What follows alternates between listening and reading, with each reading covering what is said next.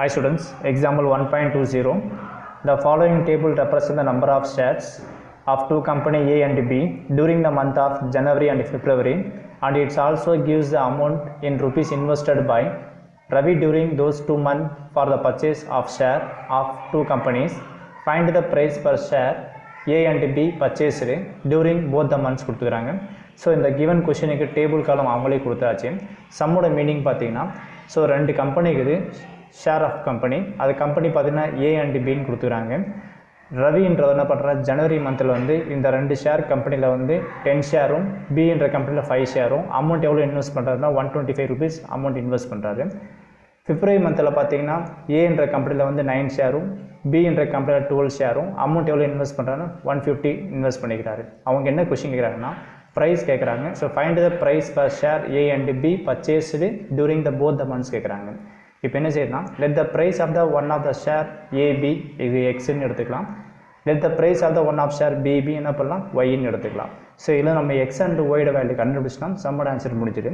And important one thing பார்த்தீங்கன்னா இந்த given கொஷினில் வந்து இந்த யூஸிங் கிரேமர் ரூல் சொல்லவே இல்லை. ஸோ நாம் என்ன பண்ணோம், சம் அண்டர்ஸ்டாண்ட் பண்ணிவிட்டு இந்த சம் என்ன பண்ணணும், கிரேமர் ரூலில் சம் சால்வ் பண்ணணும். இப்போ என்ன செய்றீங்கன்னா கொடுத்த கொஷின் இந்த டேபிள் காலம் வந்து ஈக்குவேஷன் ஃபார்ம் பண்ணுறீங்க.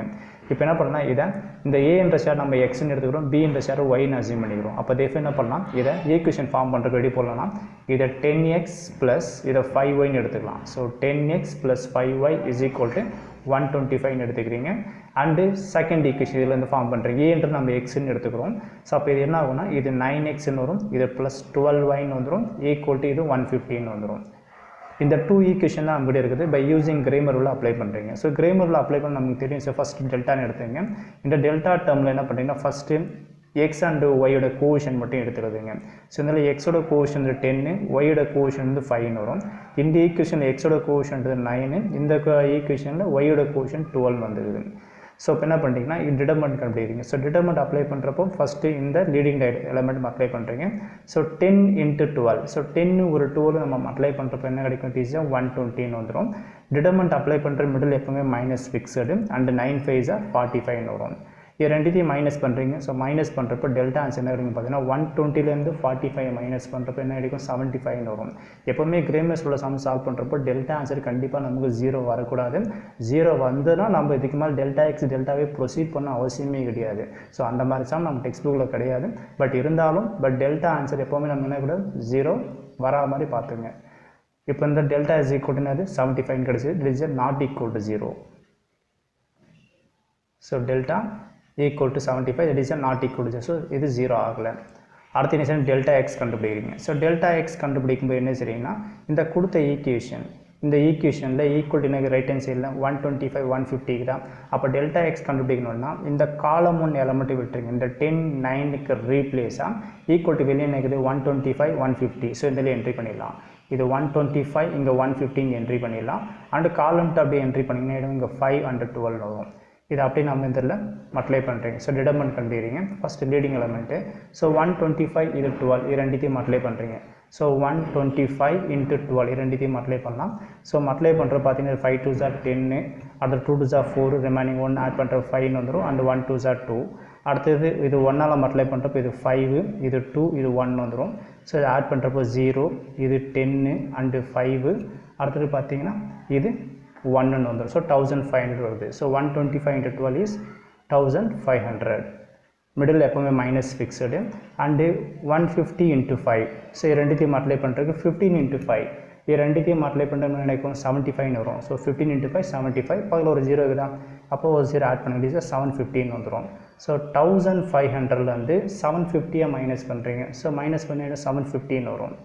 ஸோ அப்போ டெல் எக்ஸ் ஆன்சர் 715 வந்தாச்சு. அடுத்தது என்ன செய்றீங்கன்னா டெல் ஒய் நம்ம கண்டுபிடிக்கணும். ஸோ டெல் ஒய் கண்டுபிடிக்கணும்னா அகைன் என்ன பண்ணுறீங்க, டெல்லேருந்தே வரீங்க. ஸோ இங்கே பார்த்தீங்கன்னா del y. So del y கண்டுபிடிக்கணும்னா டெல்டா டேர்ம் பாருங்கள். ஸோ டெல்டா டேர்மில் டெல் ஒய்ன்னு போடும்போது இந்த காலம் 2 ரீப்ளேஸ் பண்ணுறீங்க. டெல் எக்ஸ் போடும்போது காலம் 1 விட்டுடுறீங்க. காலம் 1 விட்டுட்டு இந்த ஈக்குவல் டு வெளியிட்டம் என்ட்ரி பண்ணுறோம். டெல் ஒய்ன்னு வரும்போது காலம் 2 எலமெண்ட்டுக்கு ரீப்ளேஸாக என்ன செய்றீங்கன்னா இந்த 125 150 என்ட்ரி பண்ணுறீங்க. அப்போ என்ன பண்ணலாம், இங்கே 10 9 அப்படியே என்ட்ரி பண்ணுங்க. இதில் 10 and 9 அண்டு காலம் 2க்கு பதிலாக என்ன பண்ணுறேன் 125 150 என்ட்ரி பண்ணுங்கள். ஸோ இதில் 125 and 115 என்ட்ரி பண்ணிடலாம். இப்போ ஜஸ்ட் பார்த்தீங்கன்னா இதுக்கு டிடர்மெண்ட் கண்டுபிடிங்க. ஸோ ஃபஸ்ட்டு இந்த எலமெண்ட்டை மல்டிப்ளை பண்ணுறீங்க. ஸோ 15 × 10 என்ன ஆகிடும் 115 வரும். பக்கத்தில் ஒரு 0 இருக்குது. ஸோ மல்டிப்ளை பண்ணுறப்ப என்ன 1500 வந்துடும். ஸோ இதில் 1500. So 150 × 10 1500, middle minus fixed. And 125 × 9. So 125 9 நம்ம மல்டிப்ளை பண்ணுறப்போ தட் இஸ் இது 5ன்னு வரும். அண்டு இது 2ன்னு வந்துடும். தட் இஸ் இது 11. தட் இஸ் 1125 வருது. எதை மல்டிப்ளை பண்ணுறப்போ 125 × 9 மல்டிப்ளை பண்ணுறப்போ. ஸோ 1500லேருந்து 1125 மைனஸ் பண்ணுறப்போ நமக்கு என்ன கிடைக்கும்னா தட் இஸ் இது 5ன்னு வரும். அண்டு இது 7 and 3. So 375. It is a delta ஒய்யோட answer. So del y is equal to 375. So by using Cramer use பண்ணுறதுனால ஸோ ஃபார்முலா அப்ளை பண்ணுறப்போ நம்மளோட ஆன்சர் ஃபினிஷ் ஆகிடும். By using formula x is equal to the formula is delta x by delta and y is equal to delta y by delta. இப்போ பார்த்தீங்கன்னா டெல்டாவோட answer என்னது 75. இந்த இதில் 75 entry பண்ணிக்கலாம். And delta எக்ஸ்ன்றது 750. ஸோ இதில் 750 என்ட்ரி பண்ணுங்கள். இதை டிவைட் பண்ணலாம். ஸோ இது 75 1 வந்துடும். பக்கத்தில் ஒரு 0 தான். அப்போ என்ன ஆகிடும் 10ன்னு வந்துடும். அடுத்தது ஒய் டெல்டா ஒய் என்னதுங்க 375. ஸோ 375 டிவைட் பை டெல்டான்றது 75. ஸோ இது என்ட்ரி பண்ணுங்கள். So 375 divide by 75. ஸோ 75ல் 375 எத்தனை டைம் இருக்குன்னு பார்த்தீங்கன்னா இது 5 டைம் வரும். ஸோ 75 × 5 மல்டிப்ளை பண்ணால் 375 வந்துடும். ஸோ இதுலேருந்து எக்ஸ் அண்ட் ஒய் ஆன்சர் கிடச்சாச்சு. ஸோ இதுலேருந்து x is equal to 10 and y is equal to 5 கிடச்சிக்குது. So இந்த வந்த ஆன்சரை நம்ம ஈக்குவேஷனை சப்ஸ்டிட் பண்ணி பார்க்கும்போது நம்ம போட்ட ரேட்டாக தப்பாக நமக்கு தெரிஞ்சுக்கிடும். ஸோ இங்கே நம்மகிட்ட 2 ஈக்குவேஷன் இருக்குது. இந்த 2 ஈக்குவேஷன் ஏதாவது ஒரு ஈக்குவேஷன் செலக்ட் பண்ணிங்க. செலக்ட் பண்ணிட்டு அதில் அப்ளை பண்ணுறப்ப ஆன்சர் தப்பாக இருக்குன்னு வெரிஃபை பண்ணிடலாம். எக்ஸோட ஆன்சர் 10 கிடச்சிக்குது. ஸோ இதில் என்ட்ரி பண்ணிக்கலாம். ஃபஸ்ட் ஈக்குவேஷன் என்ட்ரி பண்ணுறேன். எக்ஸுக்கு 10. ஸோ 10 10s are 100ன்னு வந்துடும்.